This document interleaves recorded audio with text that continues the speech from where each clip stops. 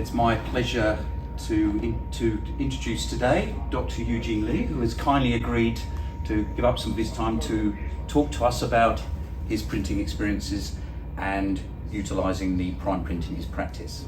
Dr. Lee has a practice in Richmond, New South Wales, and is actually the first Primeprint user in New South Wales and the second in Australia. So welcome, Eugene. Thank you. I appreciate your time.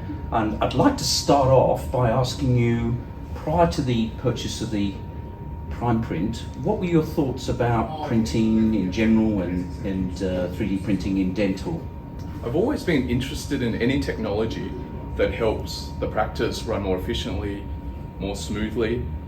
But in the early days, 3D printers for dentistry were too messy, too complicated. So I thought, okay, I'll wait for something happening. I got to the stage where I was thinking I'll jump in even though they're messy and complicated. But then Primeprint came out, looked into the workflow, that was it. So once I saw that, I thought, okay, let's look into it further. I needed to get that initially as an adjunct to my CEREC. I really like CEREC. It's changed the way I practice. But now having had it for a little while, it's actually standalone. It can do the CEREC. I got the CEREC initially because I didn't like my proximal contacts. So then I got broad proximal contacts, but in addition to that, the flexibility of the CEREC meant that I could do veneers, bridges, CEREC guide, implant guides, implant crowns. With the Primeprint, I think I'll have even more possibility, depending on the material. And apparently there's almost 10 different materials. That's correct. Yep. So that's the only limitation with the Primeprint. The more materials that come out, the more possibilities I've got. That's why I think maybe, in fact I know, Primeprint might be a bigger game changer than CEREC for me. Okay, that's interesting. Well, I was going to ask you what do your decisions leading up to that, but you actually have answered that. So now, having had it in your practice now for a little while, how has your experience been? So what I expected from it was for me to learn it. So because it's based on the same tools and similar interface to CEREC, I got used to it very quickly. My staff, my DAs, I love my DAs, I love all my staff, but their number one hobby is to lose things. Their second favorite hobby is to break things. But because the Primeprint is so simple, I don't think they'll be able to break or lose things with that. So I'm happy for them to do some of my processing. And it's the workflow is so simple that they can either, same for any dentist, click a button and choose quality or time efficiency print. Or they can go into the in-lab software, which seems brilliant, and choose all the little things like even choosing the support structure, occlusal splints, for example, can choose where the occlusion is.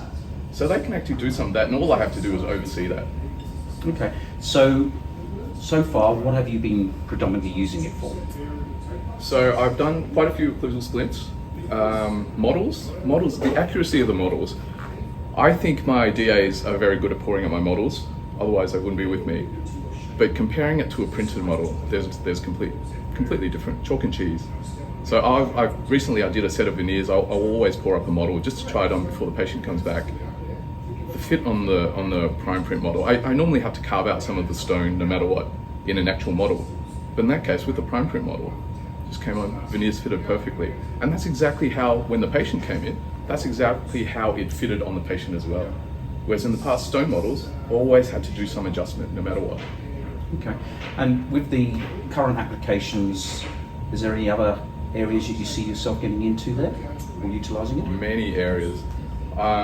So it should eventually replace all my analog stone models. We do a lot of mouth guards, a lot of occlusal splints, temporaries. With all the new materials coming out, the temporary material, that veneer case, for example, I normally send them away so I can work on the veneers. Then I've got to do analog temporaries. There is a possibility with in-lab, with the new temporary material, to actually print the temporaries more accurately, more beautifully. I'm looking forward to doing that. Oh, that's really interesting. What about from the staff adoption and their reaction to you getting this? How's that been? They're very excited. Yeah. That was incredible. Staff who wouldn't come in on any other day off came in for the handover and the instruction. I was surprised to see them there. So it became a very crowded room. but they're really into it. So in between patients, instead of doing their paperwork, they're there playing on it, trying to learn all these things. They're very excited. And from a patient's point of view, what's your observations there with this new technology? The immediacy. My dentist and myself can't help talking about it because we've actually got something now that can provide something very quickly, maybe not immediately, but an hour and a half later, whereas before they had to wait 2 weeks.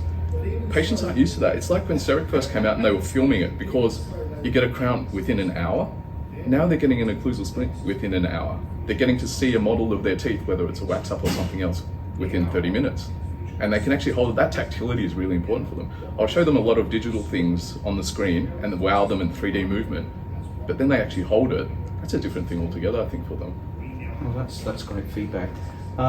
Eugene, really appreciate your valuable time and just giving us some insights into how the Primeprint is working for you in your practice. So thank you very much. You're welcome.